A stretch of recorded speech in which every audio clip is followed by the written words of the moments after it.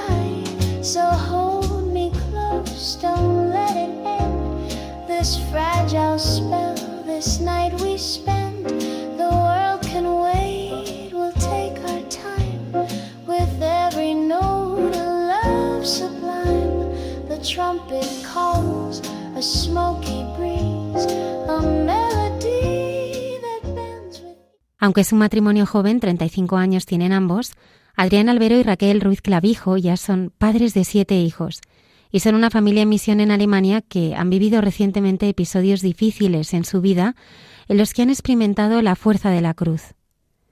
Esta noche nos acompañan para compartir con nosotros la obra grande que Dios, y de un modo especial a través de la Virgen, está haciendo en su vida. Buenas noches, Raquel y Adrián. Hola, buenas noches. Buenas noches. Raquel, Adrián, sois una familia en misión y vuestras familias también lo eran. ¿Qué es una familia en misión?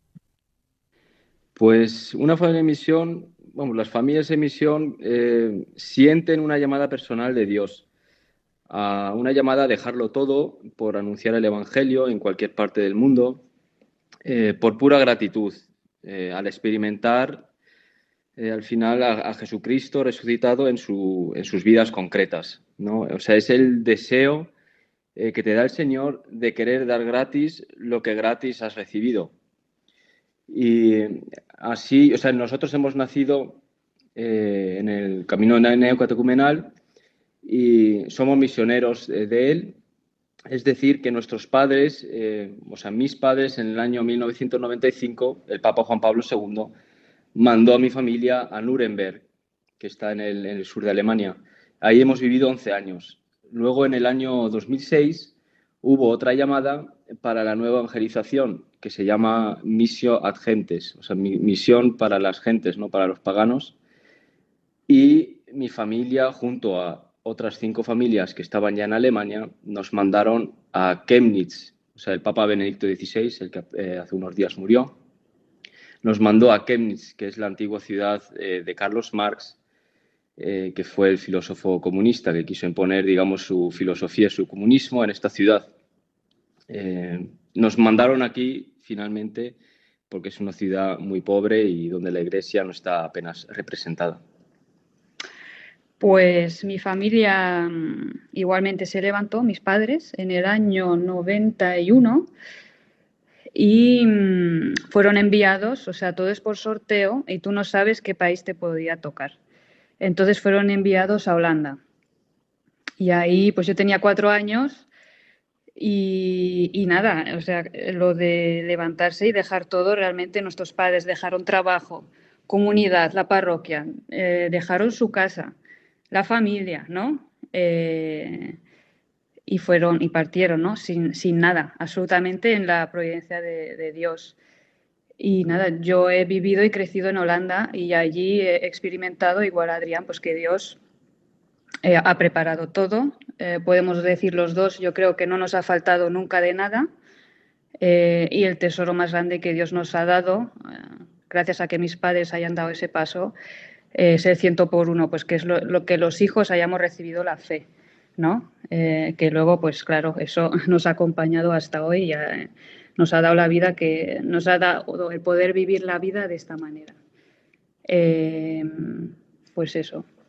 Sí, quizás, o sea, decir también un poco que la misión es una forma muy particular, digamos, de vivir la vida, porque te sientes como muy protegido, ¿no? Estás con gente, digamos, que está en la misión, que ha dejado prácticamente lo mismo que tú, ¿no? Que el Señor le da estos dones, estas gracias, y pues te sientes un poco protegido de todos los ataques, digamos, del mundo, ¿no? De todo lo que viene de fuera. Y eso a mí personalmente y también a mi mujer nos ha protegido mucho, de muchos pecados también. Nos ha ayudado mucho en nuestra vida a tener un orden en nuestra vida y, por supuesto, nos ha ayudado también después en nuestro matrimonio. Adrián en Alemania y Raquel en Holanda. ¿Cómo os conocisteis? Pues nos conocimos en Italia, que fue en una convivencia del camino neocatecumenal con los iniciadores, y pues ahí nos vimos, porque estaban las familias de Holanda, de Francia y de Alemania juntas en esta convivencia. Nos conocimos y vimos que pues nos gustábamos y que el Señor, vamos, tuvimos una relación larga de 4 o 5 años a distancia, es decir, yo viajaba a Holanda, mi mujer pues a veces venía también a visitarme aquí a Alemania, y así estuvimos 4 o 5 años, sostenidos por el Señor, lógicamente, porque las relaciones a distancia son siempre difíciles. Pero sí, al final vimos que el Señor nos llamaba, ¿no?, para formar una familia, para casarnos, para poder ser un matrimonio cristiano, y es lo que pasó. En el año 2013, en agosto, nos casamos y decidimos vivir en Chemnitz, o sea, seguir la misión a la que el Señor nos había llamado ya de solteros, pues seguir como matrimonio. La decisión fue muy fácil porque yo tenía que terminar todavía el estudio y entonces ahí vimos que el Señor, pues sí, que era la voluntad del Señor, que Raquel viniera aquí a Chemnitz y siguiéramos aquí la misión. ¿Cómo es vivir allí vuestra labor evangelizadora? Sí, digamos que aquí pues vivimos una vida normal en una comunidad, ¿no? Muy importante, en una comunidad donde recibimos pues nuestro alimento, porque nuestra fe es pequeña y necesita ser alimentada por la palabra, por los hermanos también, ¿no? El compartir experiencia y por luego pues recibir los sacramentos, ¿no? Y nada, luego pues eso, Adrián trabaja, yo estoy con los niños y eso, pues una vida cotidiana, ¿no? Pero hacemos, lo que intentamos hacer es pues a veces salir a las calles, ¿no? Como misión, todo el grupo, ahí abrimos una palabra, algunos dan experiencias y la gente, y cantamos, tenemos nuestros cantos del camino neocatecumenal y la gente se va parando, va preguntando y ahí surgen muchas conversaciones, ¿no? Y luego, aparte de eso, pues en el día a día todos tenemos nuestros contactos, o sea, tenemos relaciones normales con nuestra vecina, con los niños, los padres de los niños del colegio, de la guardería, mi ginecólogo, toda esta gente que ve, o sea, no es que vamos ahí yo proclamando por las calles, no, esta gente ve que vivimos diferente y nos empiezan a preguntar, ¿no? Porque ven cosas que no es como ellos lo viven, ¿no? Pueden ser pues simplemente, o sea, ya el hecho de que yo, mi ginecólogo, claro, dice, pero tú, tantos hijos, ¿no? ¿Qué es esto? ¿Cómo es esto posible, no? Y ven que estamos tranquilos, que lo vivimos con serenidad. Todo esto, claro, porque Dios nos ayuda, ¿no? Y siempre que ha surgido la pregunta o lo que sea, hemos podido ahí pues dar testimonio, ¿no? Pues que somos cristianos y que nosotros vivimos una vida en la fe, ¿no? Y con Dios en nuestra vida. Y por eso nosotros pues podemos hacer todo. Y así, ¿no? Poco a poco la gente pues nos ve, va preguntando y se va acercando.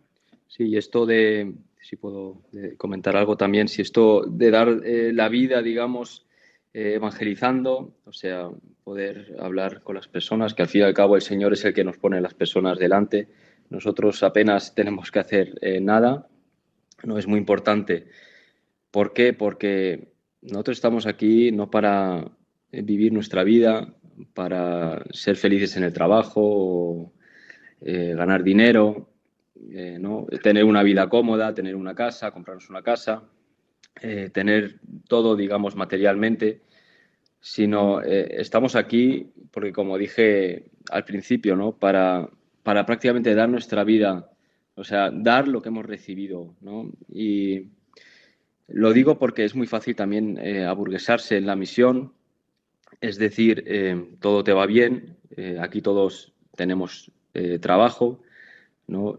Algunos también pues tenemos casas, tenemos un buen coche, a veces tampoco hay muchos problemas y entonces empiezas, digamos, a aburguesarte, ¿no? Empieza a salir en ti, digamos, como esta parálisis que tenemos los seres humanos, ¿no? Esa incapacidad o el no querernos movernos del sitio porque estamos muy cómodos, ¿no? Y el Señor, o sea, yo cuando estoy en esta situación, que las hemos vivido, también nosotros perdemos el sentido de la misión, ¿no? O sea, y perdemos la alegría, digamos, de estar aquí, porque es cierto que estamos aquí para esta misión. Es decir, si estamos aquí para hacer nuestra vida, pues estamos muy perdidos, ¿no? Y eso de verdad lo sientes en tu interior y lo ve la gente, ¿no? Que estás triste, que no estás alegre.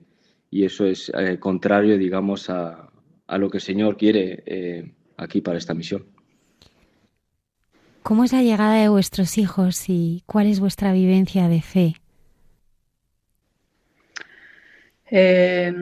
Vamos, nosotros nos casamos y enseguida me vino el primer hijo, Juan, que tuve, bueno, un embarazo bastante difícil con problemas y también un parto muy difícil.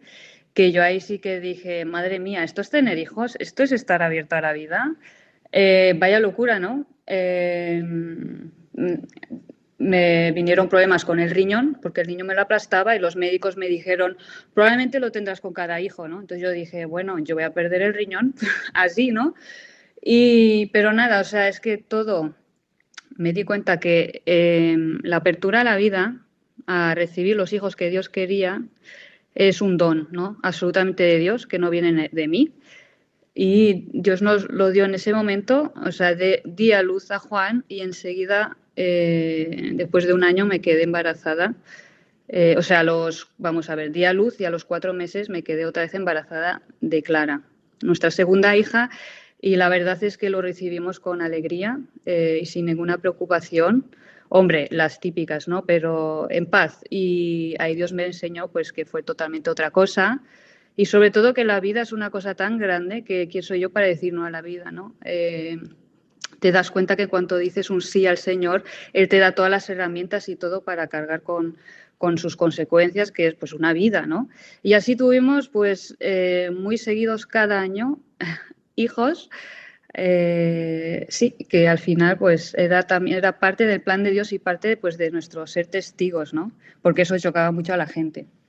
Exacto, y en un momento dado de nuestra vida, teníamos creo que 4 hijos, pues hablábamos, mi mujer y yo, Raquel y yo, de que la vida nos va bastante bien, como dije antes, ¿no? Que parece que nos hemos aburguesado en esta misión porque teníamos de todo, ¿no? O sea, teníamos de sobra, digamos, y nos mudamos también con el 4 hijo a un piso bastante grande, bastante bueno. Teníamos un coche muy bueno y no sé, o sea, sabíamos, o sea, sentíamos que el Señor nos llamaba para otra cosa, ¿no? Y pues en un encuentro con la comunidad,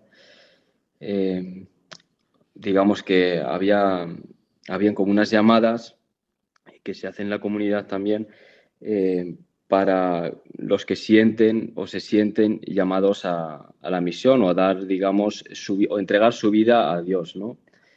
A dejarlo todo.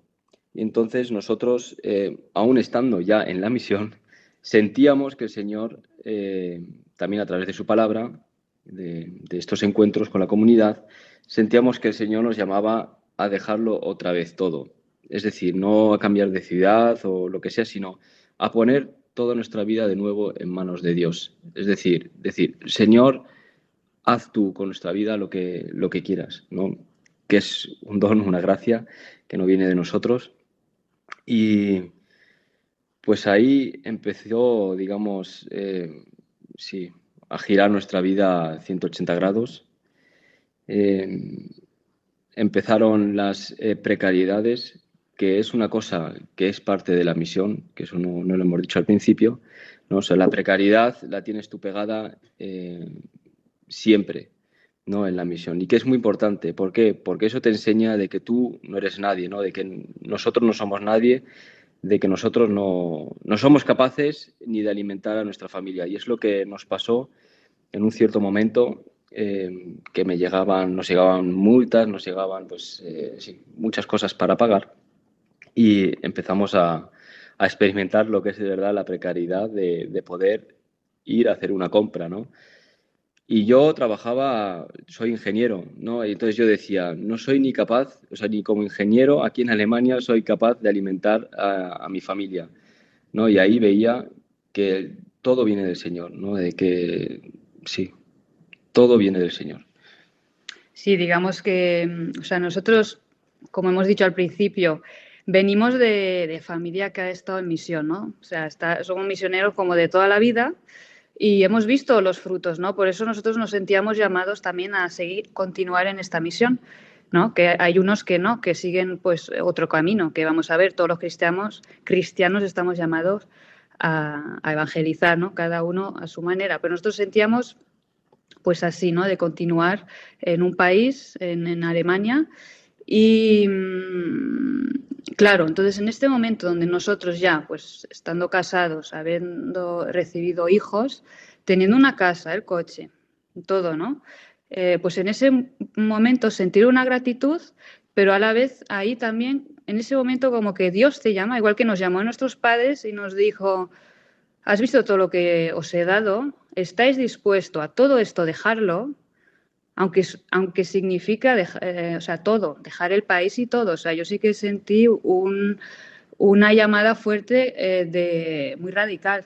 Raquel, mira todo lo que te he dado, estás dispuesto a dejarlo todo por mí. Y entonces nos vinieron todas estas precariedades que fue el dinero, la casa, el coche y, ¿no? O sea, el de repente perder todo eso, pero o sea, de yo tener que contar monedas en mi casa para ver si puedo comprar pañales. O sea, fue de una manera muy, muy grave, pero y todo nos parecía muy extremo, ¿no? Además, nos quedamos sin casa. Fuimos a una casa providencial que era un lío muy grande también. Bueno, son historias que podíamos escribir un libro, pero Dios empezó a quitarnos muchas cosas, ¿no? Y esto nos ayudó mucho porque ahí, estos son los momentos donde empiezas a descubrir pues, que no tienes fe, ¿no? Pues eso, que estás agarrado a este mundo, que eso de moverte y tal, ¿no? Te empiezas a ver que tantas cosas son teorías, pero ponlas en práctica. A ver, ¿no? ¿Estás dispuesto tú por mí esto? Y te das cuenta que no, ¿no? Y que le necesitas y que le tienes que gritar y que de repente él te da la gracia y ahí es donde descubres pues que en medio de toda esa chapuza tú puedes estar tranquila y decir, mira, Señor, hazlo tú. Y esto pues fue muy bueno para nosotros como matrimonio y para, ¿no? Nos descolocó un poco, ¿no? De, vamos a ver, estáis en misión. Sí, para mí personalmente fue, o sea, un tiempo horrible, sinceramente, donde también caí al final en crisis, digamos, de fe, ¿no? Donde no entendía nada. O sea, decía el Señor, ¿qué estás haciendo con nuestra vida? No lo merecemos, ¿no? Te viene sí, el darte pena a tú mismo, ¿no? Que eso viene del demonio. Y en un momento dado, hablando entre nosotros, dijimos, pero es que a lo mejor el Señor nos está preparando para algo más grande, porque no es casualidad, ¿no? De que después de esta llamada que sentimos, de dejarlo todo, de poner nuestra vida a disposición del Señor, hayamos vivido la precariedad material, ¿no? Del dinero, hayamos vivido esta precariedad, digamos, o sea, de no tener prácticamente casi ni techo, ¿no? Y sabíamos que el Señor nos estaba preparando para una cosa, para un acontecimiento mucho más grande, ¿no? Y un año después, pues nos llegó la noticia de Raquel. Sí, o sea, di a luz a nuestro sexto hijo, que nació en la noche de Pascua. O sea, nosotros la noche de Pascua de ese año, del 2020, en plena pandemia, pues me tocó dar a luz y vamos, era una Pascua pues en el hospital, en un parto, que para mí, o sea, lo hemos vivido realmente como una Pascua, porque ese paso de muerte a la vida, pues vive perfectamente en un parto, que yo personalmente a un parto siempre llego muerta de miedo, tiritando literalmente, y pues bueno, con todos los miedos de qué puede pasar o no, ¿no? A mí físicamente, o sea, lo paso fatal y psíquicamente, ¿no? O sea, voy tiritando y me dicen las enfermeras siempre, pero si tú tienes un montón de hijos, has tenido un montón de partos, ¿no? Digo, no, pero es que yo sé lo que me espera y, ¿no? O sea, ahí yo me pongo a rezar. Y nada, y eso, pues este momento de sentir la muerte, ¿no? Que pasa de repente, pues que sale la vida, ¿no? Que ha terminado todo y hay una vida, ¿no? Y una alegría muy grande y que todo ha pasado. Pues así vimos la Pascua y fue bonito porque Pablo nació realmente salió de un golpe y mojó hasta a la Madrona y a Adrián. Realmente lo vi así como una Pascua, ¿no? Y eso, y lo vimos, pues eso, como un bautizo y también, pues, claro, al final también es una preparación para decirnos que nos estaba esperando una cruz justo después, pero que iba a empezar a terminar, pues, en resurrección, pues lo que es la Pascua, ¿no? Cada cruz como fin tiene la resurrección. Entonces, bueno, yo después del parto, yo ya durante el embarazo, los últimos poco antes del parto yo ya me sentía un bulto en el pecho. Entonces, pero no le hice mucho caso, gracias a Dios. Entonces, pues, después de dar a luz, me mira la matrona y me dice, la matrona no tiene buena pinta, vete enseguida al ginecólogo, ¿no? Entonces, 3 días después de dar a luz, me fui al ginecólogo, me hizo un control y enseguida me dijo, esto no tiene nada bueno, vete, y me consiguió enseguida una cita en el hospital y bueno, Dios, o sea, fue muy providencial porque enseguida me hicieron una prueba rapidísimo y una semana después del parto nos llegó la noticia pues de que me habían diagnosticado un cáncer de pecho maligno, se llama triple negativo, en tercer estado, y es pues el peor cáncer de pecho que te puede tocar. Es muy malo y muy agresivo y va muy rápido. Entonces, claro, esto era el diagnóstico, ¿no? Y como era tiempo de corona, hay que decir también que, claro, Raquel solo podía entrar al hospital sola, yo tenía que esperar fuera en el coche, entonces fue el doble de duro, digamos, esa espera, ¿no? Hasta que te diagnostican, sí, este tipo de cáncer.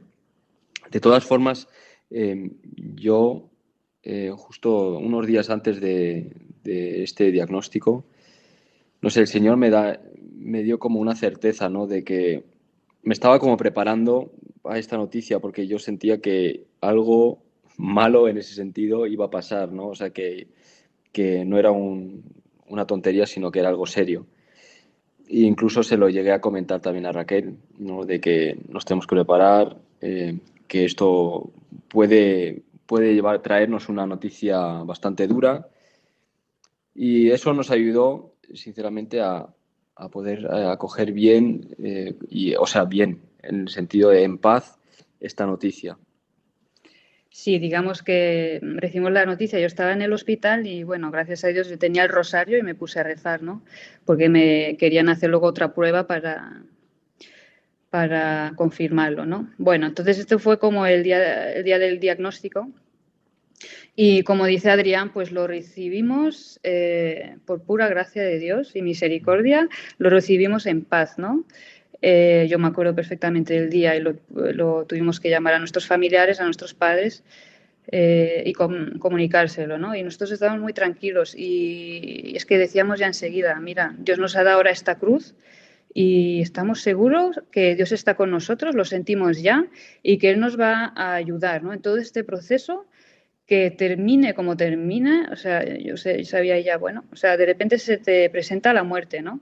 Delante de la puerta. Y eso que yo era joven, acababa de dar a luz y de repente, pues este diagnóstico que te cambia la vida, ¿no? En ese momento, obviamente, se te cae el mundo encima.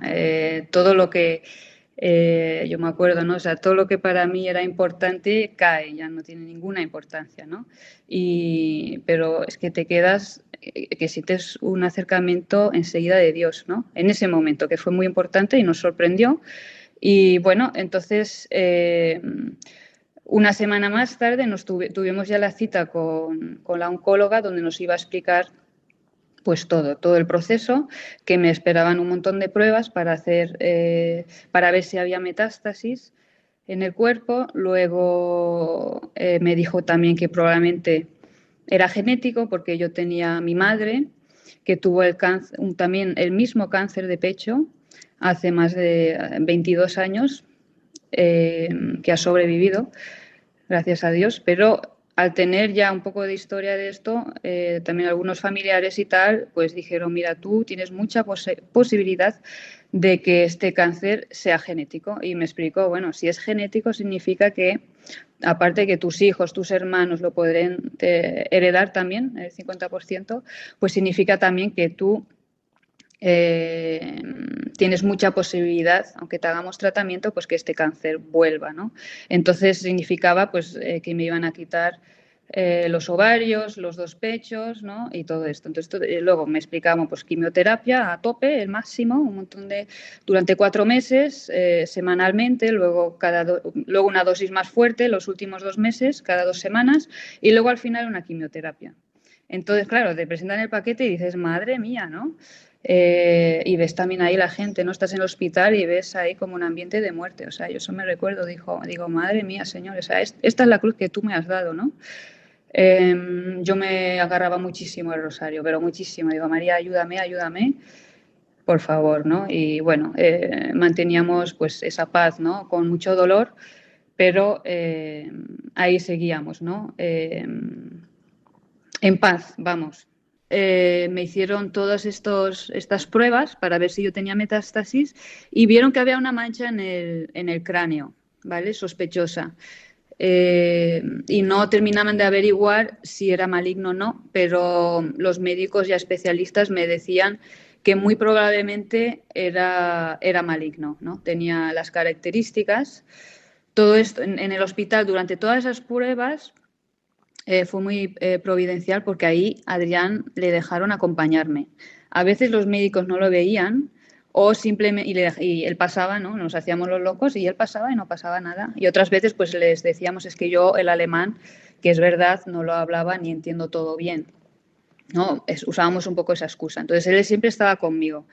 Entonces, bueno, vieron que yo tenía esa mancha sospechosa y decidieron, para estarse ya 100% seguros, de hacerme una operación para quitarme el trozo y analizarlo, ¿no? Y eso, entonces me hicieron la operación, que fue justo el día 13 de mayo, que es el día de la Virgen de Fátima, ¿no? Que nos sorprendió un montón. Y claro, la gente, bueno, ya desde el diagnóstico y sobre todo ese día, la gente de nuestro alrededor, nuestros familiares, la comunidad y la misión entera, y misiones en otros países, conventos, monasterios, curas, todos rezando, ¿no? por nosotros. Y yo en ese momento también, al ser el 13 de mayo, yo también sentí, pues como la Virgen a mí me hacía una llamada, esta llamada que ella hizo a los pastorcitos, ¿no? ¿Estáis dispuestos a sufrir por la salvación del mundo, a sufrir por los pecadores, ¿no? Yo sentí que ella me lo decía, tú estás dispuesta a sufrir, Raquel, ¿estás dispuesta? Y yo en mí sentía un sí, ¿no? Con miedo, pero yo sentía un sí, ¿no? Y a mí me ayudó mucho también pues lo de ofrecer el sufrimiento, que es una cosa también pues que mi madre siempre me lo ha dicho antes, ¿no? En cada sufrimiento me decía, Raquel, pues tú ofrécelo, ¿no? Y en ese momento yo sentí una llamada muy fuerte de la Virgen, ¿no? De ofrece eso. Y a mí me daba también, pues me ayudaba, porque me daba también que este sufrimiento tenía un sentido mayor, ¿no? Entonces, pues, bien, me hicieron la operación. Tuvimos que esperar 3 semanas hasta los resultados. Entonces yo después de la operación estuve una semana en el hospital que estaba más o menos bien, aunque veía muy mal porque como te tocan el cráneo fue una operación de 6 horas o algo así, porque claro, está muy cerca del cerebro. Fue todo muy delicado y yo acababa de dar a luz. O sea, pasó solo un mes, pero yo en el hospital estaba bastante bien.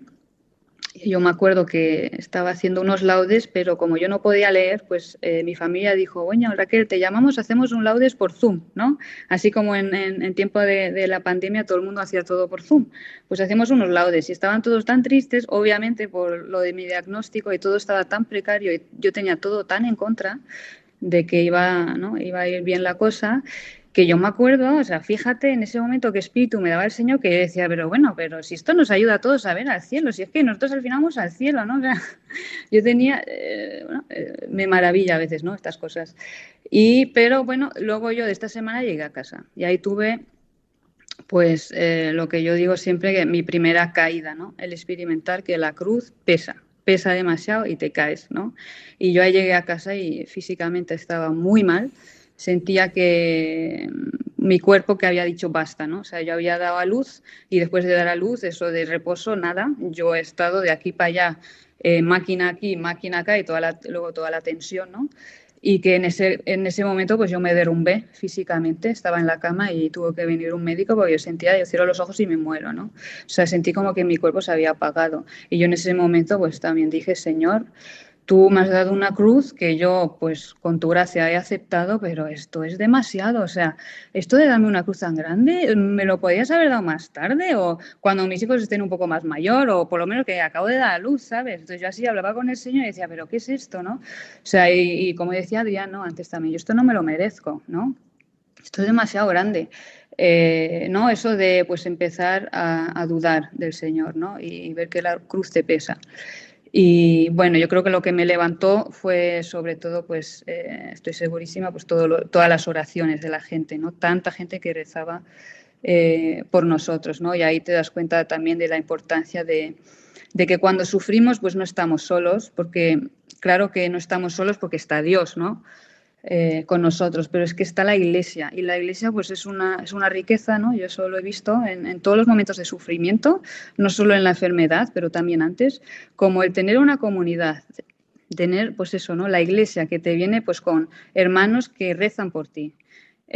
Los sacramentos, ¿no? Que realmente los sacramentos es que te transforman y yo lo he vivido, ¿no? A mí me daban o sea, en este tiempo de pandemia, donde por lo menos donde estábamos nosotros no se podía recibir la comunión, pues se encargaron, nosotros tenemos 2 curas en la misión, uno polaco y teníamos en ese momento también a Gustavo, un chileno, pues decidieron que Gustavo fuese el encargado de llevarnos cada día la comunión. Entonces yo ahí recibí cada día la comunión, ¿no? Que fue un regalazo enorme. También tuvimos un montón de Eucaristías, la unción de enfermos cada vez que yo tenía una operación, confesión general, o sea, una abundancia de que esto nos ayudaba un montón. Yo me sentía como en un colchón, ¿no?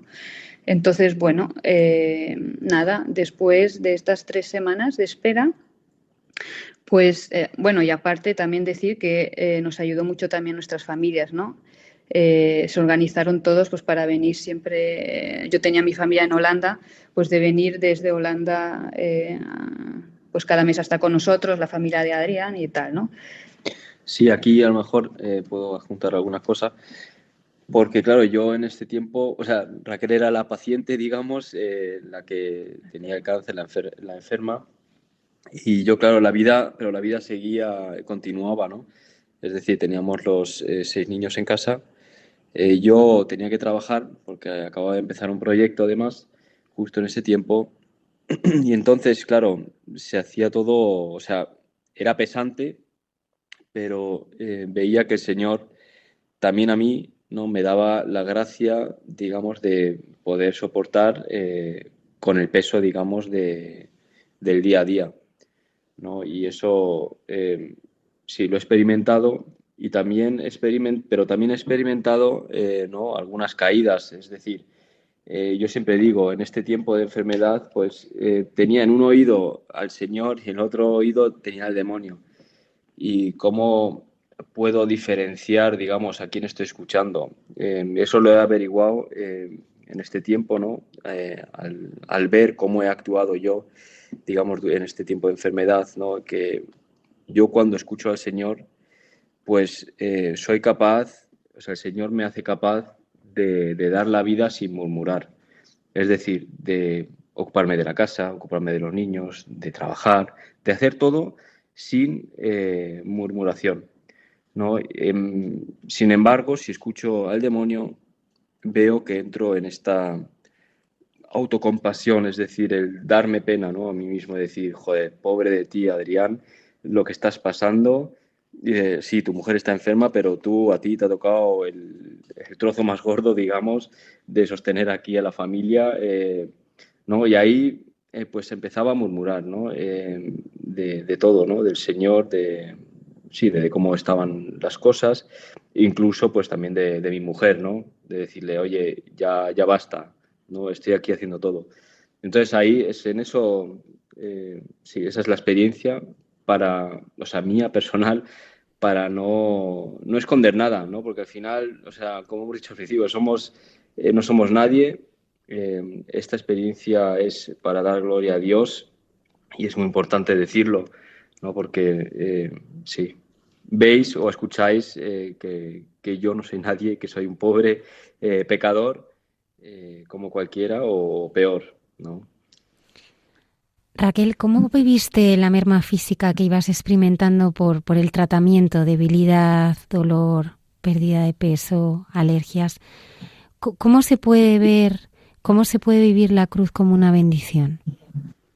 Bueno, pues yo digamos que, o sea, nos dieron, claro, a ver, después de estos 3 meses me dieron nos dieron la noticia de que no era maligno, ¿no? Me habían quitado un trozo de hueso del cráneo, lo habían estudiado y no era maligno. No saben lo que era tampoco, ¿no? Científicamente no se podía explicar. Pero así me decían, ¿no? Pues nada, así tantas cosas, ¿no? En el mundo científico y nada, o sea, lo vimos como un regalo de la Virgen, ¿no? Gracias a tantas oraciones, pues que al final, nada, pude por fin empezar la quimioterapia y nada, claro, empecé ahí, pues una cosa, pues eso, ¿no? Es cuando a vivirlo ya realmente, ¿no? Pues claro, se me empezó a caer el pelo, empecé a sentirme débil, muy cansada. Y bueno, lo que me pasó es que a las pocas sesiones de quimioterapia tuve una reacción de alergia bestial por todo el cuerpo, de piel. La piel se me puso de cabeza a pies, pues como hinchada, roja, picaba. Todo mi cuerpo estaba afectado y de hecho los médicos se quedaron un poco en shock, como que esto nunca lo habían visto. Nuestra oncóloga, que tenía experiencia de 35 años, decía, vamos a ver, esto es la primera vez que lo veo de esta manera. Está claro que tú, como cuando recibes la quimioterapia, hay muchos efectos, ¿no? Y uno es también muchas secuelas y una de ellas es pues que te viene una alergia en la piel, pero no de esta manera, ¿no? Me ha dicho que esto era un caso pues fuera de lo normal y bueno, pues ahí yo experimenté mi segunda caída, que fue muy fuerte, o sea, yo allí tuve que ser ingresada, se tuvo que parar la quimio para ser tratada, no sabían primero cómo hacerlo, fueron 2 semanas para mí de tortura porque me picaba, yo no podía dormir, no me podía sentar, estar de pie, no podía estar quieta, parecía yo, no sé. Y mi marido, Adrián, es que no me podía ver, dice, o sea, fue realmente, me sentía ahí un Cristo. Y ahí pues estuve en el hospital y tuve mi caída, ¿no? Porque también me costaba mucho dejar otra vez a los hijos, dejar a mi hijo Pablo, que eso también lo tengo que decir, fue un sufrimiento, dejar siempre a Pablo en manos pues de mis hermanas, ¿no? O sea, de otros que le cuidasen y no yo, un niño recién nacido, pues lo que quiere su madre realmente es que esté con él, ¿no? Conmigo. Y esto me costó, o sea, era otro sufrimiento más, ¿no? Y yo ahí pues le grité al Señor, ¿no? Dije, Señor, o sea, tú me has dado una cruz que con tu gracia he acogido, pero me estás poniendo piedras para que me pese más, ¿no? Y, o sea, yo no soy, me acuerdo, ¿no? Que yo le gritaba, yo no, en mi interior, pues estaba en el hospital, yo no soy tu hijo Jesucristo. Yo me sentía un Cristo. Y decía, pero vamos a ver, a la izquierda tengo este tumor, que todavía estaba ahí, me hacía daño, era un tumor que a mí me hacía daño. A la derecha tenía que, justo después de la operación de cráneo, me hicieron otra pequeña operación para ponerme un aparato debajo de la piel, que es lo que hacen hoy en día para la gente que recibe mucha quimio, para no estropearte las venas. Entonces yo tenía a la izquierda el tumor, a la derecha este aparato debajo de la piel. En la cabeza una cicatriz fresca de 10 centímetros y luego toda esta alergia por todo el cuerpo, ¿no? Entonces yo me sentía un Cristo, que yo decía, Señor, ¿qué es esto, no? O sea, yo ahora mismo no veo tu amor, y es demasiado, esto es demasiado, ¿no? Entonces, claro, en ese momento puedo decir realmente que Dios es muy bueno porque me mandó otra vez algo para yo poder levantarme. Era un sábado y ese día pues nuestra comunidad hizo una Eucaristía por Zoom y yo participé con la cámara apagada, pero escuché todo, recibí todo, ¿no? Y ahí recibí pues la palabra, que era el Evangelio, que hablaba de mirar en la historia, ¿no? O sea, a mí Dios me estaba diciendo, ¿has visto la historia? Mira en tu historia. Yo siempre he estado allí y yo siempre he sido bueno contigo.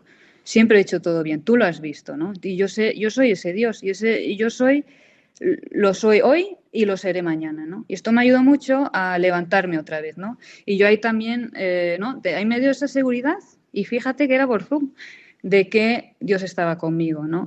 Para adelante, ¿no? Yo esto no te lo he dado para machacarte. Entonces, yo ahí también he podido experimentar pues, que la cruz, cuando nos caemos, no es que sea porque pese demasiado, sino ya es el momento donde ya no queremos esa cruz. Empezamos a desconfiar del Señor y a pensar, bueno, este a mí no me quiere, porque ¿cómo me puede querer siendo una madre joven con 6 hijos, mandarme una cruz así tan grande, ¿no? Esto es amor. Señor, tú me quieres, ¿no? Y ahí empiezas a desconfiar y ahí es cuando te pesa, ¿no? Porque ya no confías en Él. Pero Dios es muy bueno y siempre, pues, ¿no? Si tú te abres a su mano, porque Él te la extiende, pues Él te ayuda otra vez a levantarte, ¿no? Y aquí, pues, nada, me empezaron a tratar por cortisona y poco a poco se me fue la alergia y vieron que pude continuar con la quimio, porque esto fue otra cosa. Me dijeron, si esto te provoca la quimio, no te vamos a poder dar más quimio. Y yo no tenía otra alternativa de quimio. O sea, entonces, pero gracias a Dios la cortisona funcionó hasta casi irse todo y pude continuar con la quimioterapia. Entonces, pasaron las semanas, yo seguía con la quimio, empecé a perder el pelo, empecé a perder... pues bueno, todo, se te va poco la vida, vas viendo cómo te vas muriendo poco a poco, pero en este tiempo experimentamos en nuestra casa una paz, ¿no? O sea, como te he dicho antes, recibimos muchos sacramentos, la comunión, un montón de gente que rezaba por nosotros. Entonces, nosotros este periodo lo hemos recibido, o sea, yo si lo puedo resumir en una palabra, yo diría la palabra abundancia. Yo es así como lo he vivido, ¿no? Que Dios me ha dado todo y sobre todo la paz y la fe y el vivir día a día, porque yo el mañana no lo sé. Y si yo empiezo a pensar en mañana, ahí entra el demonio, ¿no? Y empieza a ponerte ahí un panorama horroroso que no es así, porque el mañana no existe y existe el hoy. Y el hoy yo veo que Dios está, ¿no? Y así vivíamos. Y nos ayudó un montón, ¿no? O sea, nosotros estábamos en paz, estábamos hasta más alegres. O sea, teníamos una alegría en casa con los niños también y todo, que son pequeños, pero sabían, rezaban por mí, ¿no? Sabían que mamá estaba enferma, porque mamá iba siempre al hospital, ¿no? Pero los niños son tan simples que no veían como ya se me cayó el pelo, me puse un pañuelo y lo aceptaron todo, ¿no? O sea, yo veo como los hijos es tan importante que vean a los padres y si los padres, si en medio de los padres está el Señor, pues los hijos lo ven y empezaban a coger todo con naturalidad y bueno, vivimos en ese momento pues una alegría y un bienestar pues que no era de este mundo, ¿no? Y la gente que nos rodeaba, pues claro, esto lo veía, ¿no? Mucha gente que, yo me acuerdo, mi matrona, que todavía me visitaba, ¿no? Porque el Pablo era muy pequeño, una vez me vio por la calle y yo ya estaba con el pañuelo y ya, bueno, cambiada, ¿no? En ese sentido. Y ella me dijo, Raquel, te he visto más viva que nunca, ¿no? Y eso que estás, ¿no? Y para decirte que el ver que cuando nosotros entramos en nuestra cruz, o sea, Dios no solo te da una cruz no para aplastarte, sino para darte la vida, porque yo experimenté ahí una paz y un gozo que es un tesoro, ¿no? O sea, yo ahí me sentí porque es verdad, o sea, que Cristo ha resucitado, ¿no? Que esta cruz me ha llevado al sepulcro, que es un lugar de muerte, digamos, y yo ahí me he encontrado pues que el sepulcro está vacío, ¿no? Que Cristo ha resucitado. Y esto la gente lo veía a este Cristo que está en nosotros y se iba acercando, ¿no? Pero ¿por qué yo iba al hospital y claro, las otras mujeres, pero también las enfermeras o el médico, decía, pero tú, ¿de dónde sacas esta paz? ¿No? Entonces era siempre un momento, todo este periodo, donde nosotros continuamente hablábamos de Dios y hablábamos, pues eso, ¿no? Pues yo yendo al hospital, claro, o sea, también lo que eran las enfermeras, las otras mujeres que estaban enfermas, pues se me acercaban, ¿no? Y me decían, ¿tú por qué estás tan tranquila, ¿no? Y tan en paz? ¿De dónde sacas tú esta paz? Y ahí pues han sido tantas veces ocasiones pues donde podía dar mi experiencia, ¿no? Y Adrián igual en el trabajo, ahí donde estuviese, ¿no? A dar la experiencia pues de que tenemos a Dios en nuestra vida, ¿no? Y que realmente existe un Cristo que está resucitado y que vive y que está con nosotros. Y nada, entonces vimos todo este tiempo así, pues como una bendición, ¿no? De Dios, que estaba muy cercano. Y pues nada, iba pasando el tiempo y en un momento dado nos llaman unos hermanos de nuestra comunidad diciendo que iba a venir la Virgen de Fátima a Chemnitz, la Virgen peregrina, la estatua que hay en Portugal, pues se hizo una copia que la bendijo el Papa Pablo VI para Alemania especialmente. Y esta Virgen va pues por toda Alemania, y ¿no? de parroquia en parroquia, y se hace la adoración y estas cosas. Y tocaba Chemnitz, ¿no? Yo esto nunca lo había escuchado. Y este matrimonio nos dice, oye, que es que nuestros vecinos, que son de la parroquia donde van a exponer la Virgen, tienen ahora mismo a la Virgen en su casa, ¿no? Esperando para llevarla al día siguiente a la parroquia. Entonces ahí nos dijo, saben vuestra historia, están rezando por vosotros y os invitan para que, si queréis, pasaros por su casa para poder rezar con la Virgen tranquilamente, ¿no? Y entonces, claro, esto nos sorprendió un montón. Fuimos y, ¿no? Para nosotros fue realmente que la Virgen nos está visitando, la Virgen de Fátima además, y fuimos allí. Nos encontramos con esta Virgen peregrina de Fátima y 2 reliquias de los pastorcitos. Y nada, pues ahí nos pusimos a rezar, ofrecimos todos nuestros sufrimientos, especialmente por la misión, y les pedimos también pues que si Dios quisiera, que si Dios quiere, pues que por mi curación, ¿no? Y nada, fue un momento muy, muy bonito. Y nada, yo de esto pues seguimos otra vez con la quimio y tal, hasta en un momento dado, pues que pasaron solo 2 semanas después de este encuentro, me hicieron una prueba para ver qué tal andaba el tumor y vieron que el tumor había desaparecido, que ya no vieron nada. O sea, esta mujer que me controló se quedó un poco chocada, que yo pensé, ¿qué estás viendo? Que tienes cara de shock, y me dijo, es que no hay nada, ¿no? Y sí, estaba maravillada porque obviamente puede pasar, pero claro, yo estaba yo a mitad de mi terapia, ¿no? Me quedaba todavía la otra mitad y ya había pasado esto. Entonces, bueno, lo vimos obviamente como un gran regalo de Dios a través de la Virgen, un milagro que Él nos hizo. Y nada, yo aún así tenía que seguir la quimioterapia y la operación y todo, sobre todo la operación también para ver si realmente quedaba algún resto y estas cosas. Entonces, bueno, y justo también este mes donde recibimos esta noticia de que el tumor había desaparecido, recibimos también los resultados del test genético, y ahí igualmente los médicos estaban muy asombrados de decirnos pues que no era genético, ¿no? O sea, yo tenía todo en contra y de repente me decían, es que no es genético, no nos lo explicamos, pero tiene usted mucha suerte, ¿no? Entonces, bueno, ahí nuevamente vimos que pues otro regalo del Señor, ¿no?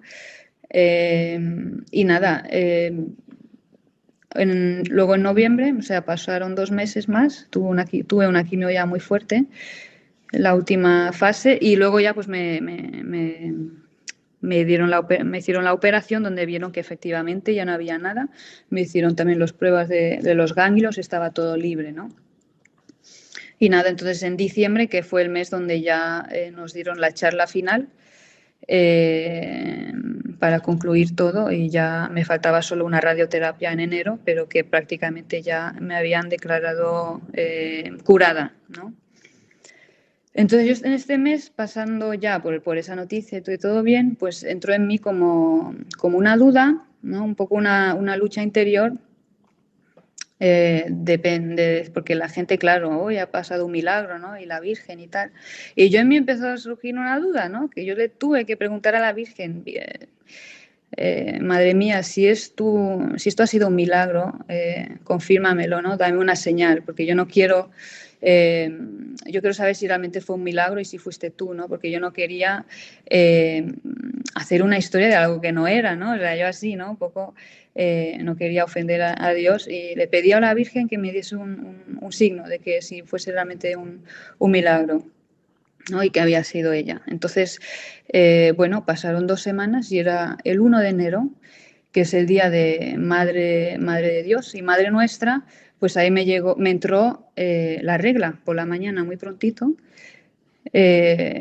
Y claro, esto porque fue un signo muy fuerte, pues porque en esta charla también en diciembre con los médicos me dijeron que, claro, a mí por la quimioterapia se me cortó completamente la regla y en esta última charla me dijeron que probablemente no me iba a volver, que ya he recibido la quimio máxima, que lo de tener hijos ya iba a ser muy difícil, pero bueno, al ser joven quizás en un par de años me podría volver y quizás podía tener hijos, que yo en ese sentido estaba muy en paz, o sea, a mí Dios si me da hijos muy bien y si no, pues ya está, ¿no? Pero me dijeron eso, ¿no? Y esto fue 2 meses después de la última quimioterapia, me entró la regla, ¿no? Entonces, para mí, que luego también se lo comunicamos a los médicos y ellos nos dijeron, mira, esto es un signo muy bueno porque significa que tu cuerpo está bien, que estás recuperada, ¿no? Entonces, para mí fue realmente pues la Virgen que me dijo, Raquel, mira, sí, fue un milagro y ya está. O sea, este capítulo cerrado y ahora empiezas uno nuevo, ¿no? Y lo que Dios quiera, ¿no? Para adelante, ¿no? Seguimos con la vida. Adrián, ¿cómo lo vivido os ha ayudado a vivir el momento presente? Pues mira, o sea, ahora vemos las cosas de otra manera, ¿no? Con otros ojos. Mientras el Señor nos dé la gracia, pues lo vemos con los ojos de la fe, ¿no? También todos los sufrimientos que nos vengan, todas las persecuciones, sea con los niños en el colegio. Después vemos también, sí, muchos frutos que ha traído, digamos, esta enfermedad, porque nosotros nada más, sí, terminar, digamos, esta terapia, o sea, Raquel, estaban haciendo, digamos, en nuestra comunidad un encuentro de palabra con gente alejada de la iglesia, o sea, con gente pagana que no conocía a Jesucristo, ¿no? Y entonces el cura, Gustavo, el que digamos, nos llevaba siempre los sacramentos, nos invitó a este encuentro para poder contar un poco la experiencia que hemos vivido durante esta enfermedad y así poder a lo mejor pues ayudar a estas personas, ¿no? Y de este encuentro, digamos, ha nacido una comunidad cristiana nació una comunidad cristiana de 16 personas, ¿no? Que eso fue un milagro muy grande. En los 17 años que estamos aquí en Chemnitz, digamos, nunca habían visitado, digamos, tantas personas estas catequesis para adultos y jóvenes que hacemos en el camino. Y pues lo vemos como un fruto, ¿no? de esta enfermedad. Y después, sobre todo, viendo, digamos, la gente que ha entrado, ¿no? Que ha sido la gente más pobre. O sea, tenemos de verdad gente que ha estado metido en la droga, que ha estado metido en el alcohol, que tiene depresiones muy fuertes. Tenemos también a una vagabunda, o sea, una sin techo, que nunca falta a ninguna liturgia, es la más alegre, digamos, de todos, ¿no? Es decir, el Señor de verdad cumple su palabra, ¿no? Cuando dice que no ha venido, que el médico no, o sea, que los enfermos son los que necesitan el médico y no los sanos, ¿no? Entonces vemos de verdad que el Señor cumple su palabra también en esta misión y Sí, también como esta cruz pues nos ayudó mucho en el matrimonio, ¿no? Nos ha dado mucha unidad, porque todo lo que es el sufrimiento con Cristo pues une, ¿no? Entonces nos ayuda mucho como matrimonio a crecer, también con los hijos, ¿no? Ya, o sea, cambia todo, ¿no? Eso fue un gran fruto. Y luego otro fruto también que quería comentar es pues que yo poco después me quedé embarazada de Miriam, nuestra 7ª hija, Miriam que significa Madre de Dios, y fue en un embarazo donde, claro, todos los médicos estaban muy cuidadosos, pero todo fue muy bien, no tuve ningún problema, la niña siempre ha estado perfectamente sana y también nació y estaba perfectamente, ¿no? El parto fue particular porque ella fue una niña que nació con la cabeza mirando hacia arriba, ¿no? O sea, los niños de forma natural nacen con la cabeza hacia abajo, pero algunos se dan la vuelta al último momento, ¿no? Y se llaman los miraestrellas, pues son los niños que, pues con la carita para arriba, ¿no? Que hace que el parto sea más doloroso y dure más, ¿no? Pero para mí, pues fue un signo muy bonito también de Dios, ¿no? Que nos decía, mira, en esta vida nueva yo os invito a mirar al cielo, ¿no? A mirar hacia arriba, ¿no? Que es esta,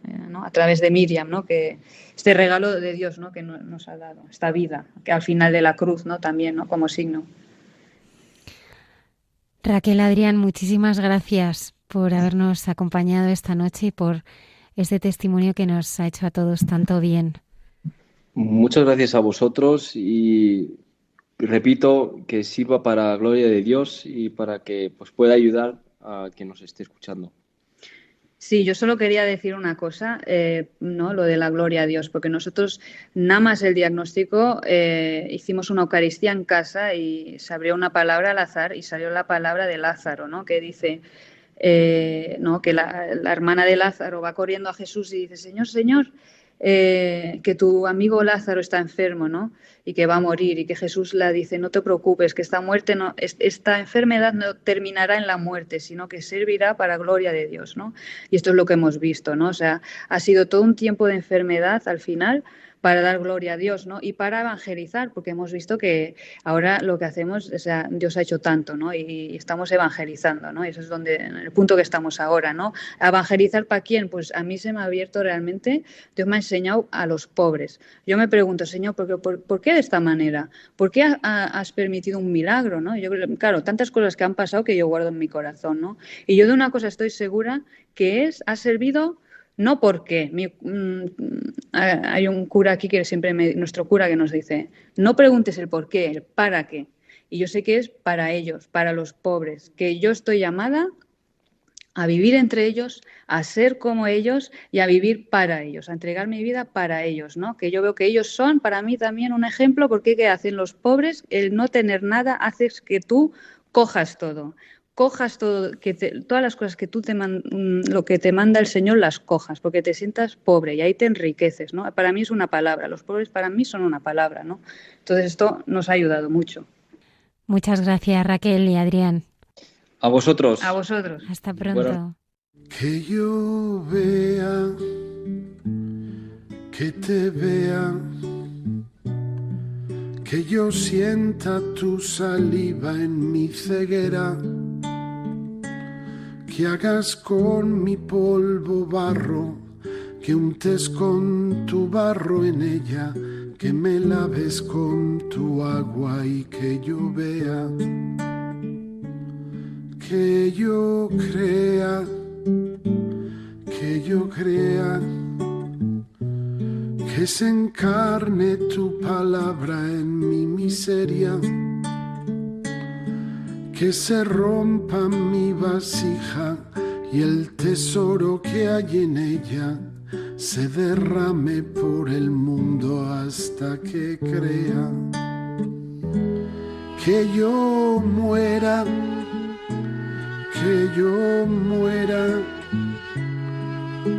que tú vivas otra vida en esta tierra,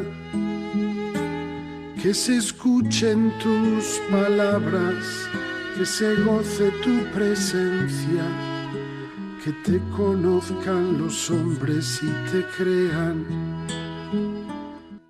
El padre Miguel Márquez nos lleva a Kerala, en la India, para dejarnos sorprender por lo que está viviendo allí con las comunidades carmelitas. En Dios nos hace guiños.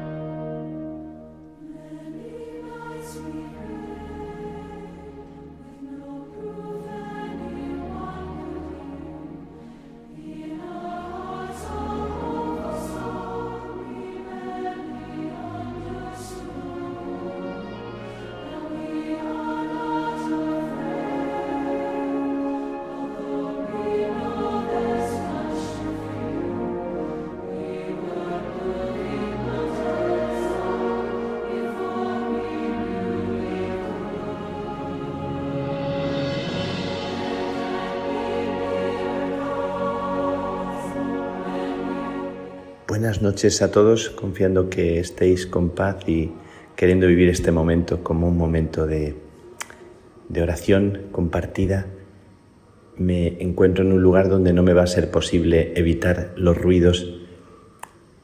Siento tantos pájaros, sonidos tan bonitos y tan originales de distintos pájaros alrededor, y seguramente muchos otros sonidos también de gente.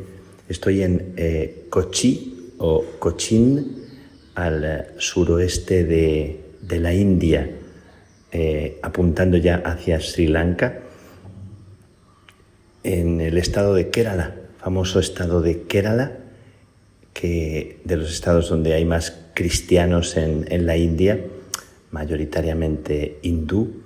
También aquí al lado y en este contexto, algunas mezquitas. Por la mañana, a las 5 de la mañana, suena potente el sonido del muhaidín que llama a la oración, y me encuentro en una de las casas de formación de nuestros estudiantes de filosofía, con una comunidad preciosa de hermanos que comparten vida en un rincón lleno de vegetación, como en una selva, como tropical, y muy bello, un contexto que suena y se siente muy, muy fecundo, y donde estos hermanos viven su fe compartida.